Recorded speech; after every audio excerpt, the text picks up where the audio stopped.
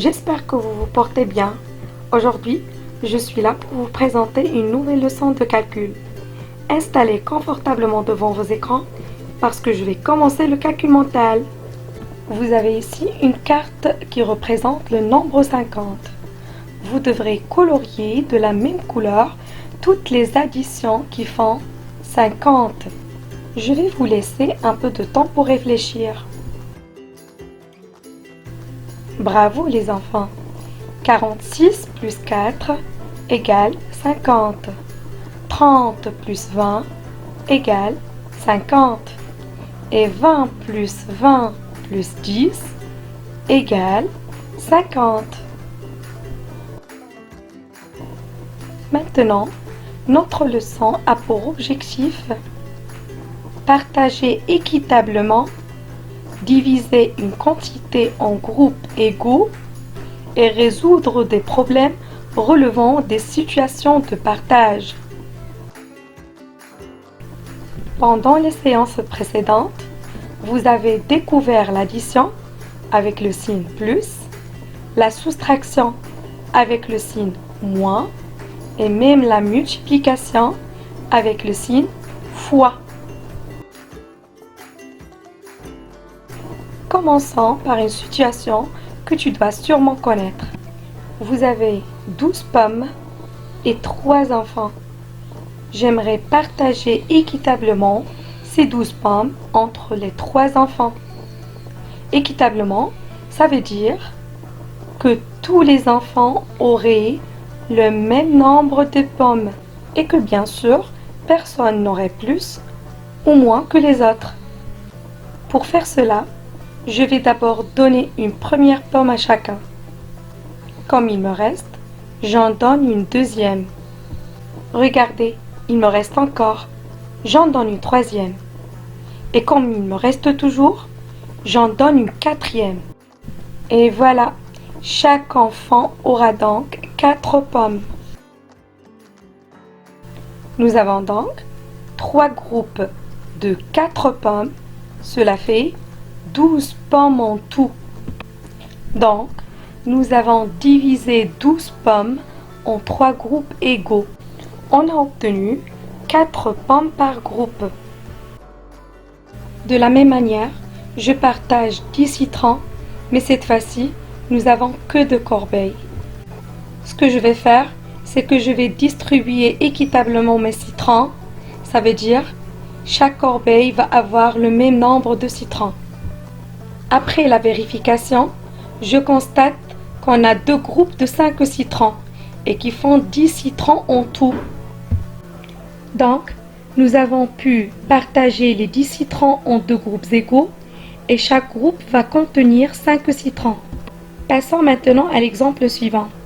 J'ai cueilli 8 cerises et je veux les ranger dans 4 bols équitablement.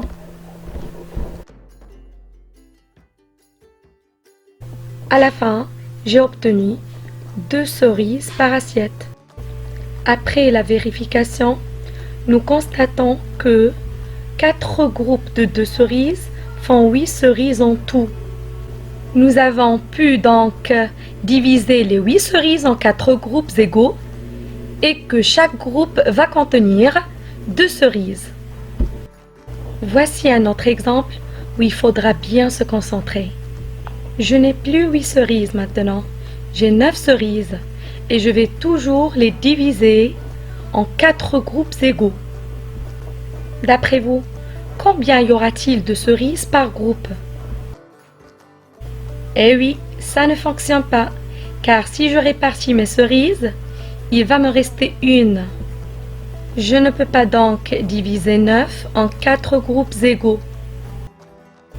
Maintenant, nous allons apprendre à faire des groupes.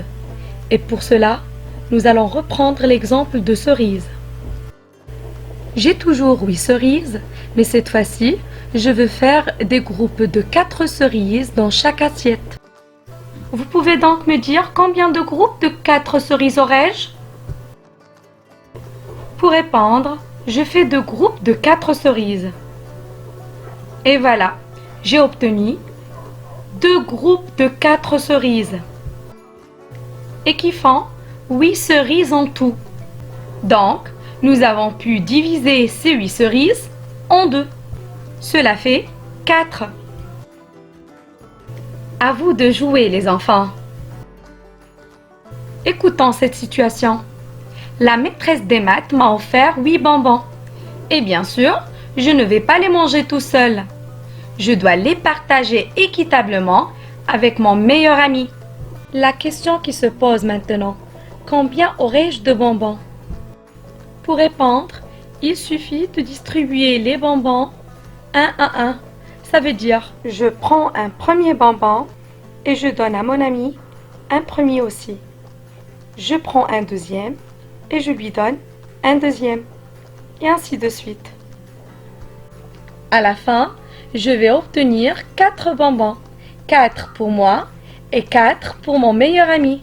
Je vais vous laisser un peu de temps maintenant pour compléter cette phrase. Excellent travail. Donc, 2 groupes de 4 bonbons font 8 bonbons en tout. Et 8 bonbons en 2 groupes égaux, ça va nous donner 4 bonbons par groupe. Et maintenant, vous allez faire des groupes de 2 bonbons. Et vous allez me dire à la fin combien de groupes avez-vous obtenu. Bravo! Lorsqu'on divise 8 bonbons par 4 groupes, j'obtiens 2 bonbons par groupe. Maintenant, vous avez toutes les clés en main pour réussir un partage ou bien un regroupement.